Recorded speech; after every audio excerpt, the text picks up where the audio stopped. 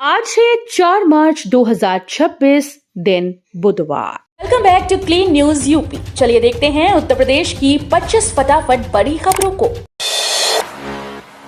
नए सत्र से पहले तय दाम पर मिलेगी एनसीईआरटी किताबें, छात्रों को बड़ी राहत। आगरा में कक्षा 9वीं और 12वीं के विद्यार्थियों के लिए अच्छी खबर है। शैक्षणिक सत्र 2026-27 से पहले एनसीईआरटी की पाठ्य पुस्तकें निर्धारित मूल्य पर उपलब्ध कराई जाएंगी। संयुक्त शिक्षा निदेशक डॉक्टर मुकेश अग्रवाल के अनुसार स्कूल्स में एनसीईआरटी किताबों से ही पढ़ाई होगी। कक्षा 9 की अंग्रेजी, गणित, विज्ञान, इतिहास, भूगोल, अर्थशास्त्र, राजनीति, हिंदी, संस्कृत, उर्दू समेत 31 विषयों की पुस्तकें तय रेट पर बाजार में मिलेंगी। आयुष्मान भारत में AI करेगा बीमा क्लेम का फैसला। यूपी में पायलट प्रोजेक्ट शुरू। आयुष्मान भारत प्रधानमंत्री जन आरोग्य योजना में अब बीमा क्लेम के अप्रूवल के लिए आर्टिफिशियल इंटेलिजेंस का इस्तेमाल होगा। राष्ट्रीय स्वास्थ्य प्राधिकरण ने पायलट प्रोजेक्ट के लिए उत्तर प्रदेश और मध्य प्रदेश को चुना है। यूपी में state agency for comprehensive health and integrated services auto adjudicating system विकसित करेगी। इससे क्लेम प्रक्रिया तेज होगी और डॉक्टर्स की बड़ी टीम पर निर्भरता कम होगी। पौधारोपण से हरियाली, एग्री स्टार्टअप से खुशहाली, यूपी विकास की नई मिसाल। उत्तर प्रदेश में योगी आदित्यनाथ सरकार हरित और समृद्ध प्रदेश बनाने के मिशन पर जुटी है। वर्ष 2026 में 35 करोड़ पौधे लगाने का लक्ष्य तय किया गया, जबकि पिछले 9 वर्षों में 242 करोड़ पौधारोपण हो चुका है और वनाच्छादन बढ़ा है। वहीं 156 एग्री स्टार्टअप किसानों को क्रेडिट, डिजिटल समाधान और बाजार से सीधा संपर्क दे रहे हैं। तकनीक और पर्यावरण संरक्षण के इस दोहरे प्रयास से खेती लाभकारी और प्रदेश विकास की नई राह पर आगे बढ़ रहा है। फरवरी में यूपी ने रचा इतिहास, 9,731 करोड़ की रिकॉर्ड राजस्व वसूल। उत्तर प्रदेश में राज्य कर विभाग ने फरवरी माह में 9,731 करोड़ रुपए की रिकॉर्ड राजस्व वसूली कर नई उपलब्धि हासिल की, जो पिछले वर्ष से 352 करोड़ अधिक है। चालू वित्तीय वर्ष में अब तक 1,03,789 करोड़ रुपए का संग्रह हो चुका है। जीएसटी दरों के सरलीकरण और व्यापारी संवाद कार्यक्रम से राजस्व में बढ़ोतरी हुई। एआई आधारित रिटर्न स्क्रूटनी से 1.52 लाख करदाताओं की 48,000 करोड़ से अधिक के आंकड़ों का विश्लेषण कर पारदर्शिता और निगरानी को मजबूत किया गया। श्रमिकों के हक में बड़ा फैसला, कंपनीज को देना होगा बढ़ा बोनस। इलाहाबाद हाईकोर्ट ने श्रमिकों के अधिकारों को लेकर अहम टिप्पणी की। कोर्ट ने कहा कि औद्योगिक इकाइयां वित्तीय बोझ का हवाला देकर मजदूरों को कानूनी लाभ से वंचित नहीं कर सकती। न्यायमूर्ति सरल श्रीवास्तव और न्यायमूर्ति सुधांशु चौहान की खंडपीठ ने 30 से अधिक कंपनीज की याचिकाएं खारिज करते हुए साफ किया कि अप्रैल 2014 से श्रमिकों को बढ़ा बोनस देना होगा। 18 मार्च से सीसीएसयू की वार्षिक परीक्षाएं शुरू। बीएड आवेदन की समय सीमा नजदीक। चौधरी चरण सिंह विश्वविद्यालय और संबद्ध कॉलेजेस में BA, BCom, MA, MCom private और बीएससी फिजिकल एजुकेशन की वार्षिक परीक्षाएं 18 मार्च से शुरू होंगी। परीक्षाएं 2 पालियों में सुबह 10 से 1 और दोपहर 2 से 5 बजे तक आयोजित की जाएंगी। कुल 28 कार्य दिवसों में परीक्षा संपन्न होगी। विश्वविद्यालय जल्द ही परीक्षा केंद्र, प्रवेश पत्र ऑनलाइन जारी करेगा। छात्र आधिकारिक वेबसाइट से परीक्षा कार्यक्रम डाउनलोड कर सकते हैं। सीएम योगी का भरोसा, बेफिक्र कराएं इलाज, सरकार देगी पूरी आर्थिक मदद। योगी आदित्यनाथ ने जनता दर्शन में गंभीर बीमारियों से जूझ रहे लोगों को भरोसा दिलाया कि वे बेफिक्र होकर अच्छे अस्पतालों में इलाज कराएं। सरकार पूरी आर्थिक सहायता उपलब्ध कराएगी। मुख्यमंत्री ने अधिकारियों को निर्देश दिया कि जरूरतमंदों के उपचार का एस्टीमेट शीघ्र तैयार कर शासन को भेजा जाए। हर पात्र व्यक्ति को मुख्यमंत्री विवेकाधीन कोष से मदद की जाएगी। बीएचयू ट्रॉमा सेंटर में रोबोटिक सर्जरी की शुरुआत, सीएसआर प्रकोष्ठ बनेगा। आईएमएस बीएचयू के ट्रॉमा सेंटर में रोबोटिक असिस्टेड नी सर्जरी सिस्टम का उद्घाटन कुलपति प्रोफेसर अजीत कुमार चतुर्वेदी ने किया। प्रोफेसर सौरभ सिंह के निर्देशन में 10 सदस्यीय टीम ने 70 वर्षीय मरीज के घुटने की सफल सर्जरी की। कुलपति ने बताया कि अत्याधुनिक सुविधा कॉर्पोरेट सामाजिक उत्तरदायित्व यानी सीएसआर पहल से संभव हुई। जल्दी सीएसआर प्रकोष्ठ का गठन कर ऐसी तकनीकों को और बढ़ावा दिया जाएगा।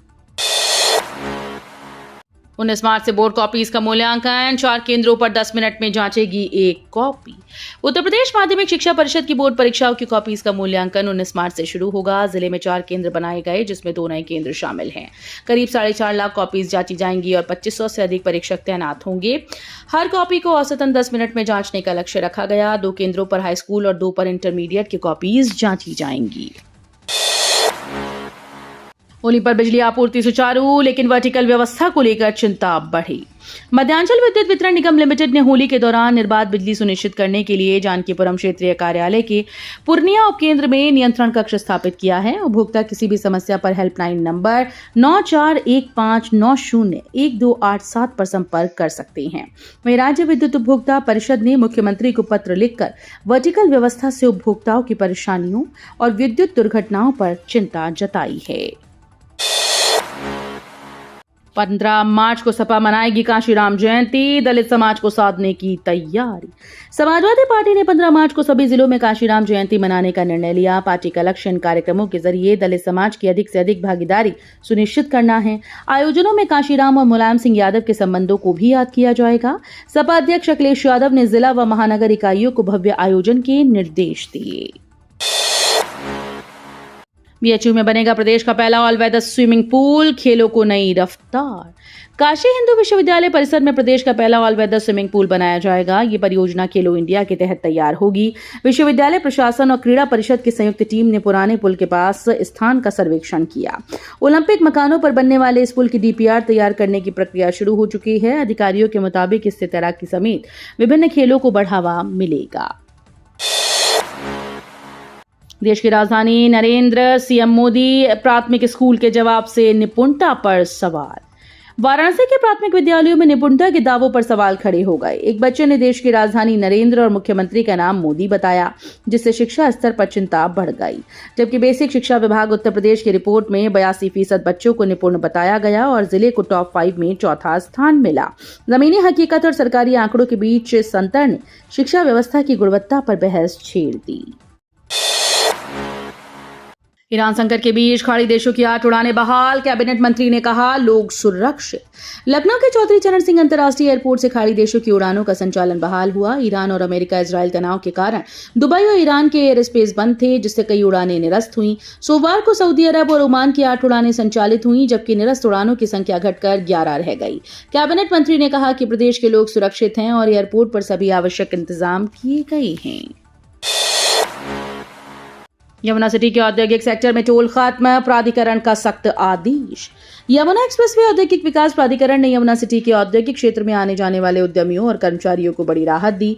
अब सेक्टर 28-29 के बीच बने रैंप पर वाहनों से टोल टैक्स नहीं वसूला जाएगा। प्राधिकरण ने यमुना एक्सप्रेसवे प्रबंधन को टोल प्लाजा तत्काल हटाने के निर्देश दिए। आदेश का पालन न होने पर बुलडोजर से टोल गेट हटाने की चेतावनी भी दी गई। यूपी के सरकारी स्कूल्स में डिजिटल क्रांति, ऐप से बदलेगी पढ़ाई की तस्वीर। उत्तर प्रदेश बेसिक शिक्षा विभाग ने नए शैक्षणिक सत्र से सरकारी स्कूल में डिजिटल शिक्षा को बढ़ावा देने की पहल की। छात्रों और शिक्षकों के लिए दीक्षा, खान एकेडमी और द टीचर ऐप उपलब्ध कराए गए। इन ऐप्स पर वीडियो लेसन, इंटरैक्टिव क्विज, ई पुस्तकें और अभ्यास सामग्री मौजूद है। इससे बच्चे अपनी सुविधा के अनुसार पढ़ाई कर सकेंगे और कठिन विषयों को आसानी से समझ पाएंगे। मुख्यमंत्री युवा उद्यमी योजना से आत्मनिर्भर बन रहे युवा, बढ़ रहा रोजगार। उत्तर प्रदेश में चल रहा मुख्यमंत्री उद्यमी विकास अभियान युवाओं के सपनों को नई उड़ान दे रहा है। आगरा में 2950 नए उद्यम स्थापित करने का लक्ष्य रखा गया है। अब तक 7000 से अधिक युवाओं ने आवेदन किया, जिसमें 2560 आवेदन स्वीकृत हुए और 2500 लाभार्थियों को ऋण वितरित किया जा चुका है। योजना से युवा नौकरी मांगने के बजाय रोजगार देने वाले बन रहे हैं। ये पहल प्रदेश में आत्मनिर्भरता और आर्थिक मजबूती की दिशा में बड़ा कदम साबित हो रही है। यूपी में धान खरीद का नया रिकॉर्ड, किसानों को 14,886 करोड़ का भुगतान।